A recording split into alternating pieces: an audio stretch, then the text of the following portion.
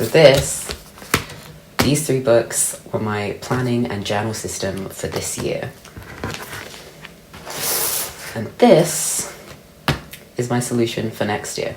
So I'm going to go through my old system and my old books and show you what worked and what I liked and what I didn't like. And then we're going to set up my journal and my planner system for next year. The good thing about the Hobonichi Teko, this is the day-free version. The good thing about this is that the monthly section actually starts in December. So tomorrow is December 1st and I can finally start using this.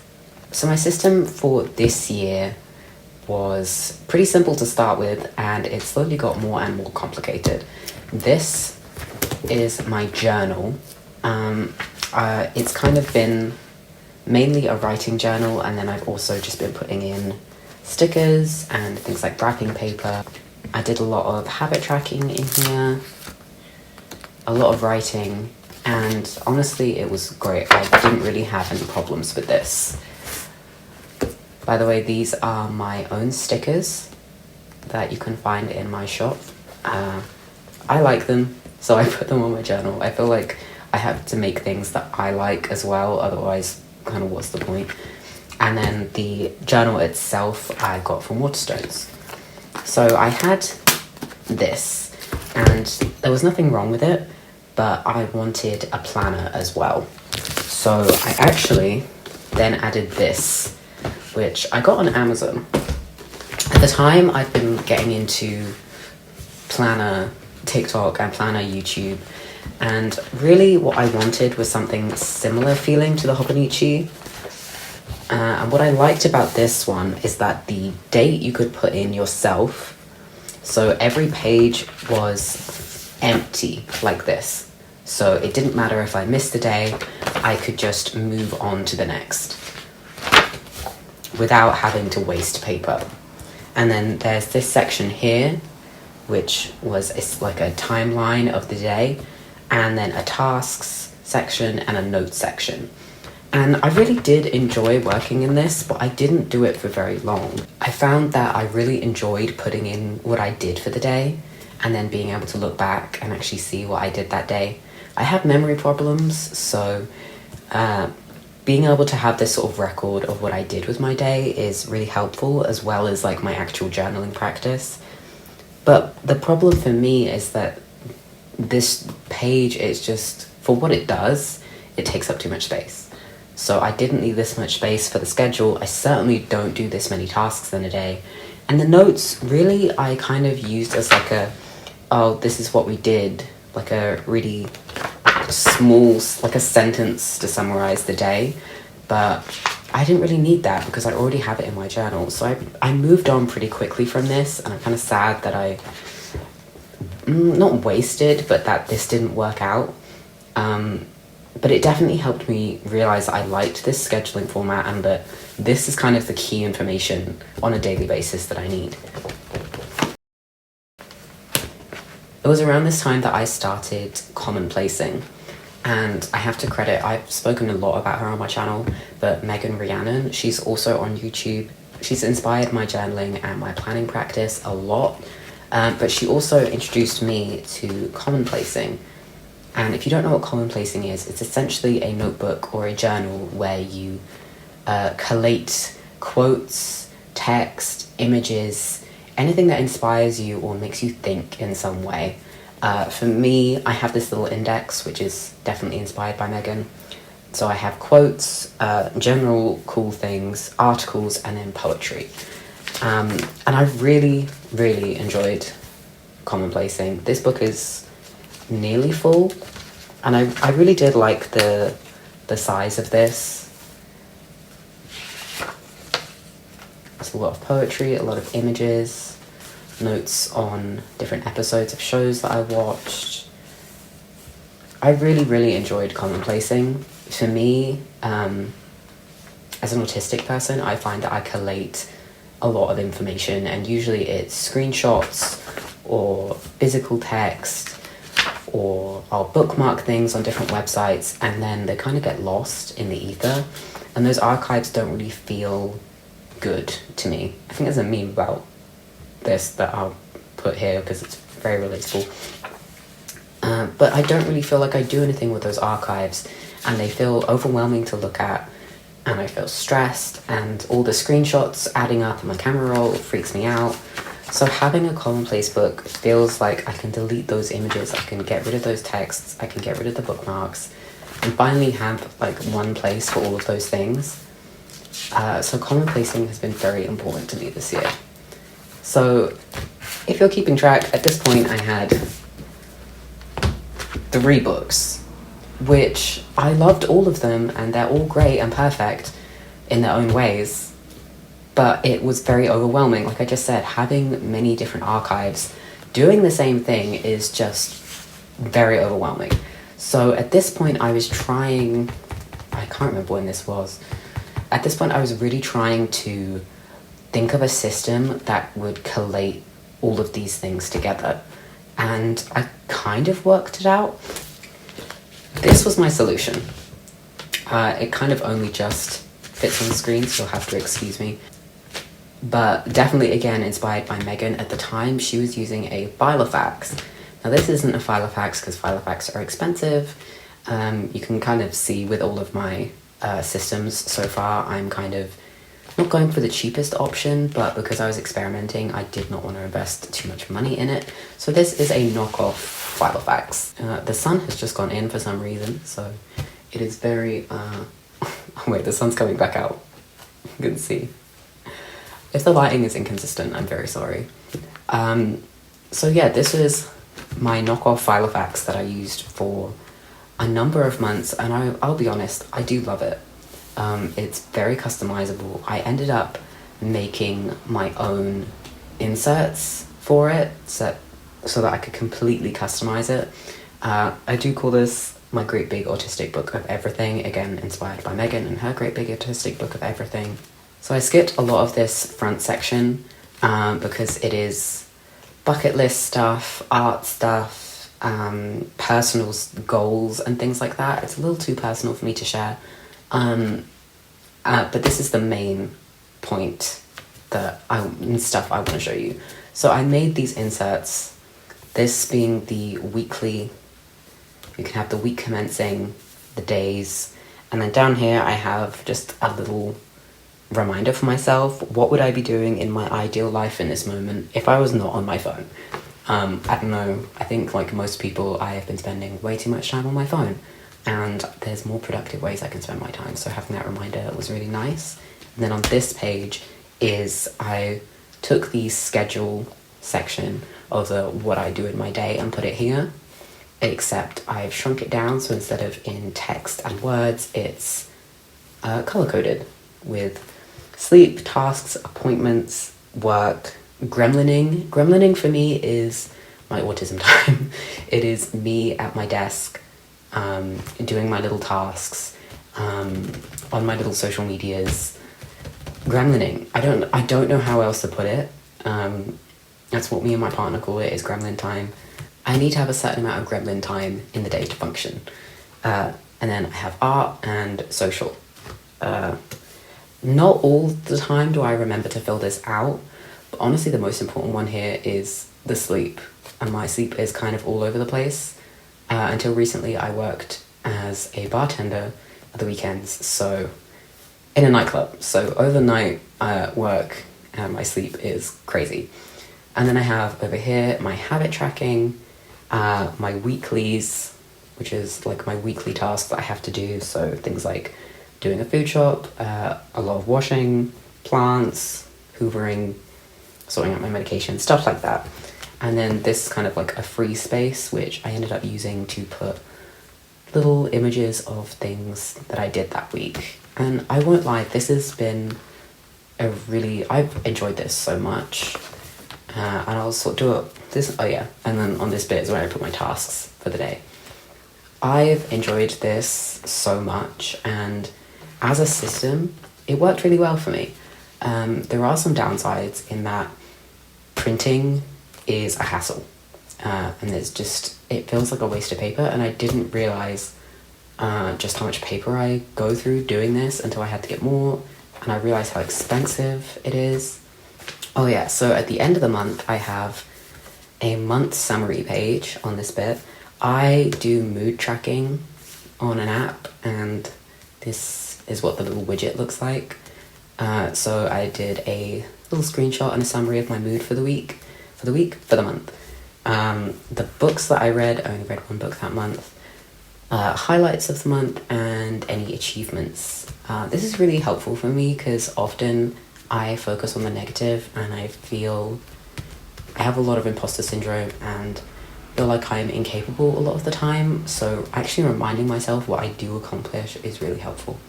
And then on this side, it's the next month plan. So this was October. I write in when I have work, any appointments. I put monthly goals, monthlies. So for me, that's deep cleaning the flat, bleaching my roots, and one YouTube video. And then I also put an appointment section. So yeah, this system worked really well for me. I can't lie, I loved it. But obviously the downsides is too much printing, too much paper. And also it just, like, there didn't feel like I wanted to add my journal to this. So this was a great planning solution, but in terms of a place for my commonplacing and my journal, I didn't really know what to do with it because I bought Filofax paper, which to use as like the journal and commonplace section of this system, but it doesn't match my printer paper. It just looks bad with it and I don't like it. And I didn't want to use printer paper for it because commonplacing and journaling, for me at least, takes up a lot of space. And I'd be using so much printer paper and then it would get a little bit unwieldy and too much. So yeah, this system, I don't know, I love it, and I love looking back at it, but overall, it's not my permanent solution. So I did a lot of thinking about what I wanted to do for 2024, and I finally worked it out, and it's the Hobonichi Techo, the day-free version. So if you're familiar with Hobonichi, I really went back and forth between the day free and the cousin, but I think the difference for me is that I worked out I don't like having assigned pages. That's something I definitely worked out in this planner, because sometimes I won't use the day at all and that feels like a waste of paper, and sometimes I use way more than the page and then I don't really know what to do. I'll run out of space. So for me, the day free is the solution. And I had been thinking about getting Hobonichi really for quite a long time, but obviously they're quite an investment, they're quite expensive. I didn't really feel like the right time until now, when I feel like I really worked out my system and what I want from my planners. So the day free has this yearly section with each month's going down here and then spaces for notes, and then it also has these monthly pages, which if you've seen you can see from my other planners, that the monthly pages are quite important to me. And then the rest of the book is the same lovely grid paper, and it's numbered, but it doesn't have assigned pages, assigned days. My plan is to use this yearly spread as my month summary, so each of these will be my month summary. I'm going to put the little mood tracker thing down here each month. I'm supposed to use this for dates, but I think it would be great for writing out what I achieved and my highlights of the month. And then up here I can put my goals for the month if I want to. I think that will work really nicely. And then on the monthly, obviously I'll use it pretty similarly. It has the calendar for me, but then either along here or down the bottom I can put my monthly goals and my monthly habits, and I think I'm also going to use this for my habit tracking. So instead of tracking weekly, I'll just track it throughout the months and have all the numbers of the month along here, and then my habits, which I think will work quite well. And then on the gridded paper is going to be my daily journal and my commonplacing as well as pretty much anything I wanted to put in here. I did a little bit of an experiment in my current journal to see if that system would work for me. I printed out the page that comes in the day free, and I basically used it for the day how I think I would use it. So I write the day, and then I had this little thing down here, which is what I did for the day, my tasks, and then my journaling for the day. And honestly, I'm really happy with the outcome. I think it looks really cute. It's very concise. And then obviously I can add on the next page if I want to. I can add my commonplacing if I'm doing any commonplacing that day. But doing this little experiment really secured for me that this is going to work, this system. So now what we're going to do is the setup. I have a plastic cover coming to protect this cover. I got the Midori clear case because I did some research and apparently that fits pretty well here. Apparently it leaves a little bit of a gap, but because I stick in so much stuff, I assume that this is going to bulk up and fit it a little bit better as time goes on. I'm going to decorate the front cover and then also the inside cover, but I'm waiting on that clear case to come and also some stickers to come as well. But what I am going to do is I have this little index card which I'm using to have my commonplace index, which will stay at this front cover. And I think I'm also going to put a little reminder of my weekly tasks in here, the ones that don't change, because I didn't really know where else to put it, but I think it will work well here.